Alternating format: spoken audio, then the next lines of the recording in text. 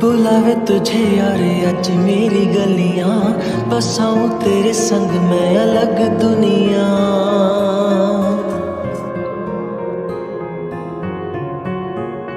কি কিছু বলবেন? অনেক সুন্দর গান করেন তো আপনি। শুকরিয়া। আর কিছু? আমি না ঘুরে পেঁচায় কথা বলতে পারি না। আচ্ছা, তারপর আমার না আপনাকে ভালো লাগছে। তো কি করতে হবে এখন? আপনি আমার রূপকথার রাজপুত্র হবেন? কেন? আপাতত ফ্রেন্ডশিপ করতে হবে। ফ্রেন্ডশিপ করে কি হবে? আপনি আমার রাজপুত্র হবেন আর আমি আপনার রাজকুমার। ভাই আপনারা কিছু মনে করেন না তো, আমার বান্ধবী একটু ঢিলা আছে। আমি না এতদিন ঠিক বুঝতাম না, তুই তোর মিউজিক নিয়ে এত প্যাশনেট কেন? কি বুঝলাম বন্ধু, খুব ভালো বুঝছেন, ধন্যবাদ, অ্যাপ্রিশিয়েট ইট। হাই রাজপুত্র। Hello, what's up? এই তো, আপনার কি অবস্থা? এই তো আলহামদুলিল্লাহ। আপনার নামটা যেন কি? আমি রোহান, আপনি? আমি তারা। কোথাও যাচ্ছেন নাকি? হ্যাঁ যাচ্ছিলাম একটু ওই গিটারের স্ট্রিং কিনতে। আরেকদিন কিনেন, চলেন না একটা লং ওয়াকে যাই। মানে কি, কেন? চলেন না। আচ্ছা আরেকদিন যাবো না। ভয় পাচ্ছেন? ভয় পাবো নাকি? যা তা না। তাইলে চলেন। আচ্ছা চলেন চলেন চলেন। আপনার ভয়েসটা কিন্তু মাশাআল্লাহ। কি সারাক্ষণ এই গিটারটা নিয়ে ঘুরঘুর করেন? একজন আর্টিস্ট তার আর্ট আর ইনস্ট্রুমেন্ট ছাড়া আর কি নিয়ে ঘুরঘুর করবে বলেন? তো সত্যি বলতে এই গিটারটা একটু স্পেশাল। আমার যখন 6 বছর বয়স, আমার জন্মদিনে আমার মা গিফট করছিল এটা। এতে আপনার ক্যারিয়ার নিয়ে মিউজিক আর মিউজিক, আপনি আপনার প্যাশন নিয়ে অনেক সিরিয়াস মনে হচ্ছে। মিউজিকের বাইরে তো আমার কোনো লাইফই নেই।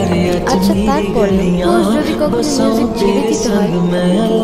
মিউজিক ছেড়ে দিতে হবে মানে বুঝলাম না তো আমি। তো কি আপনার ফায়দামি করতেছেন আমার সাথে?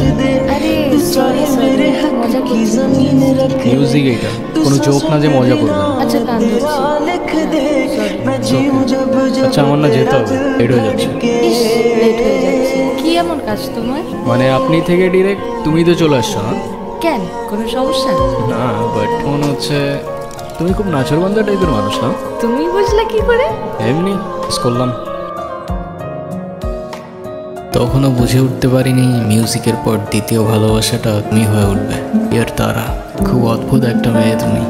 মনে হচ্ছিল আমার সেই রূপকথার গল্পটার রাজকন্যা যেন তোমার মতোই দেখতে।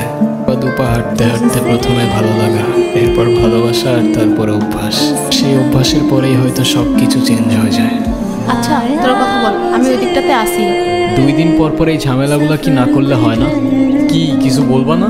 যা বলে সেটা তো বলছি আমি তোমাকে, শুনতেছো কোথায়? ওনার মতো কোনো কথা বললে অবশ্যই শুনতাম, কিন্তু তুমি যেটা বলতেছো সেটা আমার পক্ষে করা পসিবল না। কেন পসিবল না? মানে তোমার লাইফে কি আমার থেকে তোমার মিউজিকের প্রায়োরিটি বেশি? তোমার সাথে তুমি মিউজিকের প্রায়োরিটির কম্পেয়ার কিভাবে করো সেটাই আমার মাথায় ঢোকে না। রোহান একটু প্র্যাকটিক্যাল হও, জীবনটা তো আর কোনো রূপকথার গল্প না। এভাবে আর কতদিন? তুমি মিউজিকটা বাদ দাও তো, আর তা না হলে আমার সাথে আর দেখা করতে আইসো না।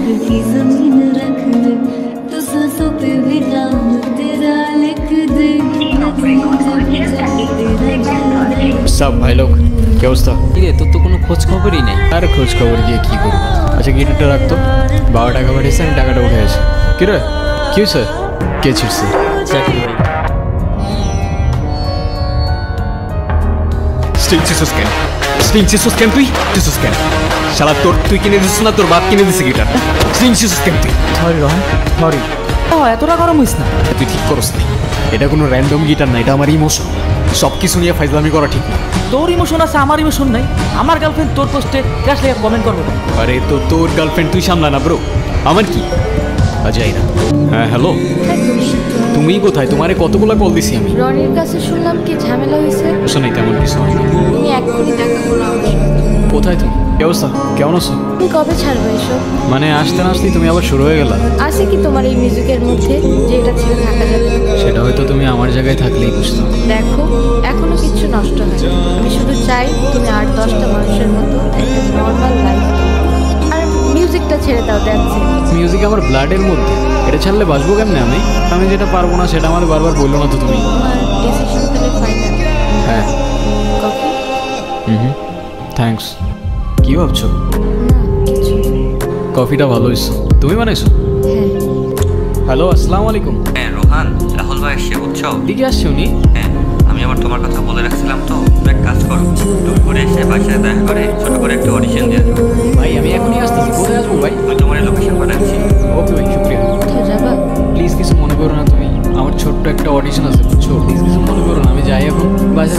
পরে কল দিব না তোমাকে। এই রোহান, কি অবস্থা? বসো বসো। আসসালামু আলাইকুম ভাইজান। ওয়ালাইকুম আসসালাম। আমি তো তোমার মিউজিক শুনছি, বেশি বলতে গেলে আমারও খুব ইচ্ছে ছিল তোমার সাথে দেখা করবো। দেখো আমার হাতে সময় তেমন একটা নাই, তুমি আমাকে কিছু একটা শোনো। আচ্ছা ভাই, আমি আমার অরিজিনাল কিছু প্লে করি। হ্যাঁ অবভিয়াসলি, প্লিজ। বালি চোরা বালিতে থাকে কেন? কোনো সমস্যা? সরি ভাই, আমি আরেকবার শুরু করি প্লিজ। কি হচ্ছে বুঝতেছি না। প্রশ্নের আড়ালে তুমি জানো রোহান, রোহান কি হয়েছে তোমার? এই কেউ অ্যাম্বুলেন্স ডাকো।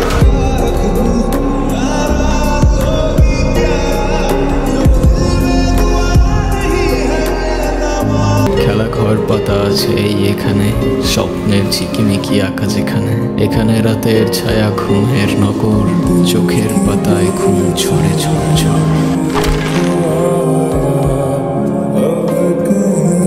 এখন কেন কাঁদছো? সেটা হয়তো কখনো বলতে পারবো না আমি তোমাকে। বলতে হবে না, জানি আমি। অ্যান্টিহিস্টামিনস। শুধু তোমার ওই গলার সুরটাই তো চলে গিয়েছিল না, জীবনটা কেন দিয়ে দিলে? ওই সুরটাই আমার সব কিছু ছিল, আমার জীবন ছিল। এটা তুমি নিয়ে গেছো।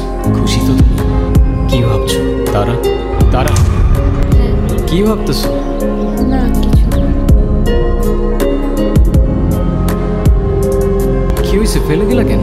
না, কফিটা একদম ভালো হয়নি। আরে তাই বলে ফেলে দিতে হয় নাকি? তুমি কষ্ট করে বানাইছো, এটাই তো অনেক না? অডিশনের জন্য কল দিয়েছি। হ্যাঁ, তুমি জানলা কি করে? এটা জানি না, তুমি যাও, আমি বাসায় যাবো। না যাবো না, বাতিয়ে দেবো। কি বাদ দিয়ে দিচ্ছ? এতদিন যে সুযোগটার জন্য ওয়েট করেছিলে সেটা তোমার সামনে, আর তুমি যাবে না? আর তুমি ঠিক বলছো, প্র্যাকটিক্যাল হওয়া উচিত আমার।